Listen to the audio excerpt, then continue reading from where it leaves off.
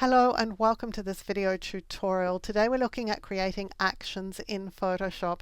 Now, an action in Photoshop is like a macro in any other program. It's just a set of recorded steps. And you use actions when you do things over and over again, or when something is a little bit complex and you might forget how to do it, then you could record it as an action so you could do it again later on. Now, there's an actions panel in Photoshop, and I'm assuming right now that you've never created an action before, so we're going to look at all the steps involved. So going to Window and then Actions. Obviously, I have opened a document. It would be a really good idea to open an empty brand new document so that you're not going to destroy anything in the process. That's always a good step to take when you're creating an action, is try it out on something that you don't care if you make a mess of, because chances are occasionally you're going to do just that. Now, the action we're going to create is going to create a grid for us. You can see here that there are already actions here. These are actually sets of actions. So these are the default actions, and in there's one for vignettes and for framing and wood frames and so on. And these are sets that I've created myself. And inside those are a number of small actions as well. You can see them labeled here. So what we're going to do is start off by creating an action set. So we'll go down to this little folder icon here, click on it once, and this set that we're going to create is called Samples. If you want to call yours something else, go ahead and do that. You can see here that you could use apostrophes if you wanted to in the name of a new action set. So now we've got a set, but it doesn't have anything in it. And so we're going to record our first action. The important thing about this is that you're really clear in your own mind before you start what you want to do, because everything you do is going to be recorded. And if you sort of halfway through and go, I'm not sure whether I do this or that, let's go and test it, well, you're going to record all those steps in your action. So you want to be 100% clear in your own mind as to what you're doing. With luck and a fair wind, I think I'm pretty confident in what I'm doing. So my action is going to be to create a grid in this document, a 3x3 grid. So to create our action, we're going down here to the plus sign, because this is going to create a new action. And from here on in, everything we do is going to be recorded. So let's click on Create New Action, and this is going to be 3x3 grid. It's a really good idea to give your action a clear name, because if it just gets called sample 1 or test 2 or something, later on it's going to be really difficult to understand what the action does from its name. Here, 3x3 grid is pretty clear.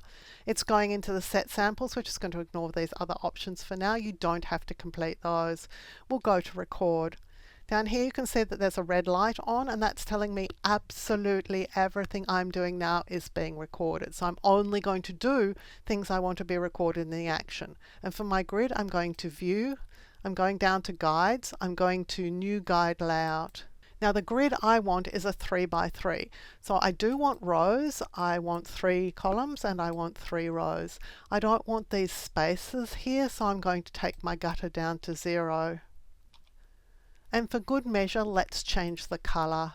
So let's make them green. I'll click OK. So I now have my new guide layout, and the next important step is to stop recording, because I've finished everything I want my action to do. So the very next thing I must do is to stop it recording. Otherwise, whatever I do that is other than stopping it recording will be recorded into the action, and that's not what I want to happen. So I'm going to come over here to this little box, and when I hover over it, you're going to see it says stop playing / recording. We'll just click once and that turns the recording off. So we now have an action called 3x3 grid, and what it does is it's a new guide layout, and here are the steps that it goes through. For us to be able to test it, what we need to do is to clean this up or do something different. So let's go to View, and let's go to Guides, and let's come down here to New Guide Layout, and I'm just going back to the default, which is not anything like what my action's going to do. So I'm just going to click OK. So I'm resetting that dialog. So anytime we come into this dialog, it's going to have default, and that's not 3x3. So we'll be able to test really carefully that our action is actually working. So let's go down to View and Guides. I'm actually going to clear the guides before I start.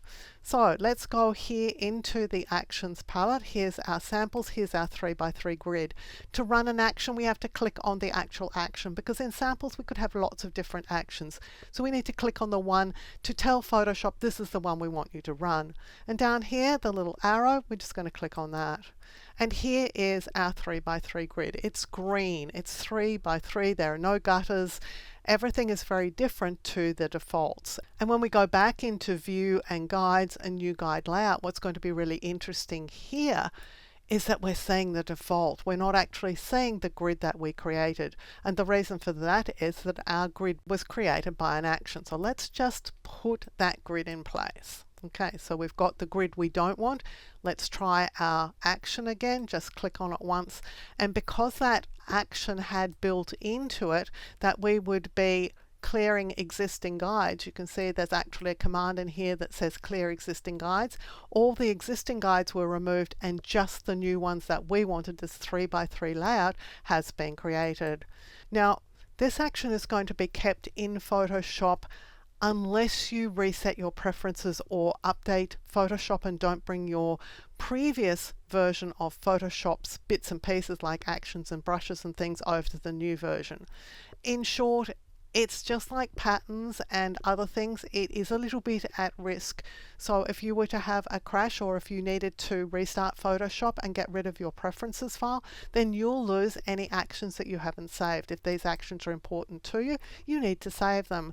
So we're going to click on our sample set and we're going here to the flyout menu. We're going down here to save actions. And Photoshop will open up automatically in the location where your actions are going to be stored. That's where Photoshop expects to find them. And it gives the file the name samples.atn. ATN is an action file. Samples is the name of our set. So all we have to do is click save. And those actions are now saved permanently into an ATN file. So if we did have to reset Photoshop without our preferences file, if we did come into our actions dialog here and discover that all our actions were gone. So I've just removed my samples one. We could go to the flyout menu here in the actions dialog, go to load actions and then go and click on the action file and click load, and here is our action back in our dialog. Actions can be really handy for automating tasks that you do over and over again. Simple things that are a number of steps. If you can create an action for them, then you can save quite a bit of time as you work in Photoshop. Not only will you be saving time, but you'll also be making sure that every time you do a task, it's done exactly as it was designed. This grid is never going to be 3x4. It's never going to have gutters in it. It's set as a 3x3 grid with no gutters and it's green, and it's going to be like that every single time I run that action. If you like carefully researched content like this, clearly presented in a step-by-step format so that you can get great results, then you'll love my Skillshare content. I'm a Skillshare top teacher. I have hundreds of short courses on Skillshare that you can access along with thousands of other great courses, all for the price of a single subscription. If you're interested, there's a Skillshare coupon for you in the description below to use to sign up. Using this coupon benefits me as a creator, and it helps me continue to make free content available here for you also on YouTube. Thank you for joining me for this video tutorial. On the screen now, you'll see a video that I've hand-picked for you. If you enjoyed the video you've just watched, I know that you're going to really enjoy the one I've picked for you to watch next.